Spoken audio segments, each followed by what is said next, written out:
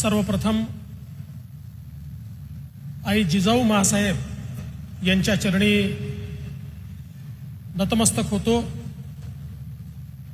आणि नवभारताची संकल्पना ज्यांनी मांडली ते स्वामी विवेकानंदजी यांच्याही चरणी नतमस्तक होतो। हिंदवी स्वराज्याचे सरसंस्थापक छत्रपती शिवरायांना मानाचा मुजरा करतो।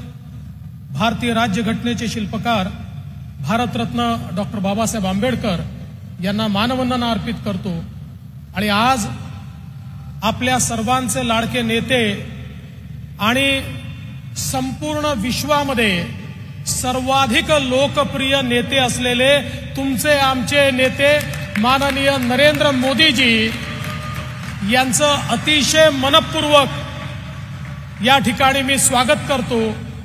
मंचावर उपस्थित माननीय राज्यपालजी, माननीय मुख्यमंत्रीजी, माननीय उपमुख्यमंत्रीजी, केंद्रीय मंत्रीगण, राज्यातले मंत्रीगण, सर्व आमदार, सर्व खासदार, आमचे अध्यक्ष बावनकुळेजी, मंचासीन सर्व महानुभाव, विशेष रूपाने उपस्थित असलेले his excellency the ambassador of Japan आणि उपस्थित माझ्या सर्व माता भगिनी आणि बंधूंनो, आजचा दिवस आपल्या सर्वांकरता स्वप्नपूर्तीचा दिवस है। मुझे इस बात की सबसे ज्यादा खुशी है कि अटल सेतु का उद्घाटन आदरणीय प्रधानमंत्री जी के हाथों से हुआ है। इसका भूमि पूजन भी प्रधानमंत्री जी ने किया था और उद्घाटन भी प्रधानमंत्री जी कर रहे हैं।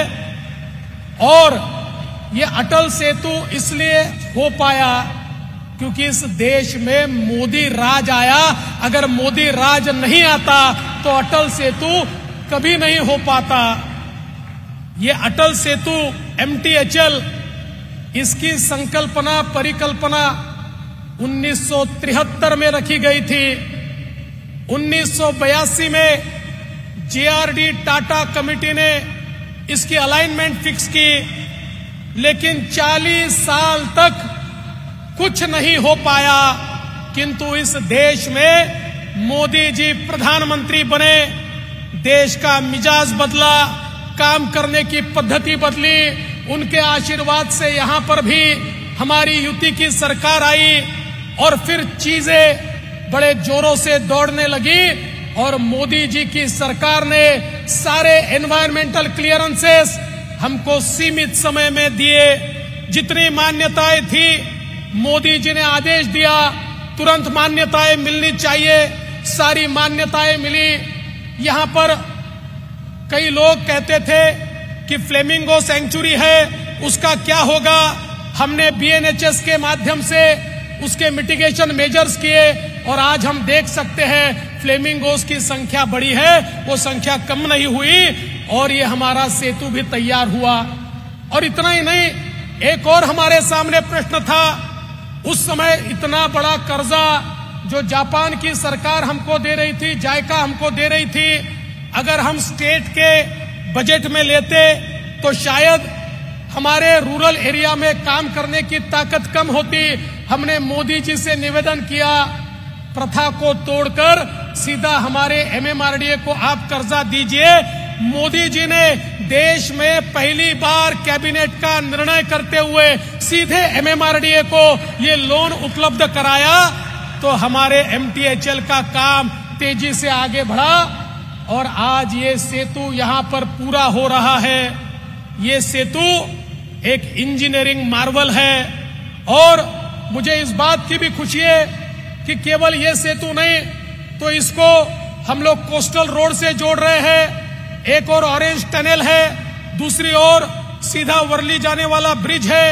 उसके बाद हम लोग जानते हैं कोस्टल रोड से हम लोग बांद्रा जा रहे हैं, वर्ली बांद्रा सी लिंक है। उसके बाद बांद्रा वर्सोवा सी लिंक है, वर्सोवा से विरार एक नई लिंक हम लोग तैयार कर रहे हैं, विरार से अलीबाग एक नया कॉरिडोर हम लोग तैयार कर रहे हैं। तो कुल मिलाकर ये समझ लीजिए पहली बार मुंबई और MMR रीजन को अपना रिंग रोड मिल रहा है, एक लूप रोड मिल रहा है। और आदरणीय प्रधानमंत्री जी 2019 में आपने संकल्पना रखी थी मुंबई में कहीं से भी कोई भी व्यक्ति मात्र 59 मिनट के अंदर 1 घंटे के अंदर पहुंचना चाहिए। मेट्रो का नेटवर्क, रास्तों का नेटवर्क ऐसा तैयार हो रहा है कि यह सपना भी आने वाले 3 से 4 वर्षों में हम लोग पूरा कर पाएंगे, ये मेरा विश्वास है। और इसके लिए मैं आपका बहुत बहुत आभार यहां पर व्यक्त करना चाहता हूं। आज ऑरेंज टनल का भी यहां पर उद्घाटन, भूमि पूजन हो रहा है। सूर्या जैसी योजना, जो योजना एमएमआर रीजन को पानी देने वाली है, उसका भी उद्घाटन यहां पर हो रहा है। और हमारे मुख्यमंत्री एकनाथ शिंदे जी के नेतृत्व में जिस प्रकार के प्रोजेक्ट्स इस महाराष्ट्र में और विशेष रूप से मुंबई और एमएमआर में हमने हाथ में लिए हैं, मेरा विश्वास है पिछले 50 वर्ष महाराष्ट्र को मुंबई ने ताकत दी, देश को मुंबई ने ताकत दी, लेकिन अगले 25 साल महाराष्ट्र और मुंबई को और देश को कोई ताकत देगा तो ये रायगढ़ और नई मुंबई का इलाका देगा। ये नया इकोनॉमिक हब अब रायगढ़ और नवी मुंबई का एरिया होगा। यह ऐसा एरिया है जहां पर देश की 65% डेटा सेंटर कैपेसिटी तैयार हो चुकी है। आने वाला इंडस्ट्री 4.0 हो या आने वाला आईटी का और एआई का रिवॉल्यूशन हो, हर जगह यही एरिया काम में आने वाला है। और आज इस सेतु ने इस एरिया को एक ऐसी कनेक्टिविटी दे दी कि अब इसे कोई रोक नहीं सकता।